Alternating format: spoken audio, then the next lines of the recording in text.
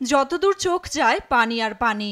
ভারতের পানিতে ডুবেছে লক্ষ্মীপুরের বেশিরভাগ এলাকা। নেমে এসেছে চরম মানবিক বিপর্যয়। লক্ষ্মীপুর সদর, চন্দ্রগঞ্জ, রামগতি, রামগঞ্জ থানার এলাকাগুলোর অবস্থা বেশি নাজুক। আজকে ৬-৭ দিন বেশি হয়েছে।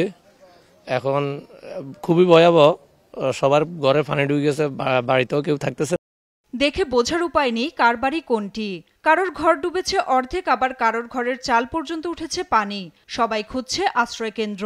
ঘর ব্যাগেনে সমান সমান হানি লেভেল হয়ে গেছে সালমন। মানুষ যারা আশ্রয় কেন্দ্রে যাওয়ার, এখানে আশ্রয় কেন্দ্র হয় নাই এই গ্রামের ভিতরে, অন্য গ্রামে আশ্রয় কেন্দ্র আছে, যারা পারছে ওখানে গেছে।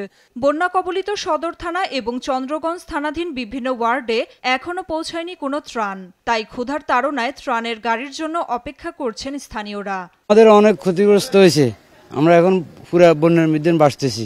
তাহলে এদিকে কোনো ঢুকতেছে না, ঢুকের মতো কোনো পরিস্থিতি নেই। টানা বৃষ্টি থাকায় প্রতিদিনই বাড়ছে পানি, আর পানির মধ্যে মানবেতর জীবন পার করছে এসব বানভাসীরা। দেখেন না মানুষ সকলে জল বাঁচতেছে, আর কি করি, আপনারা নিজেরাই দেখতেছেন।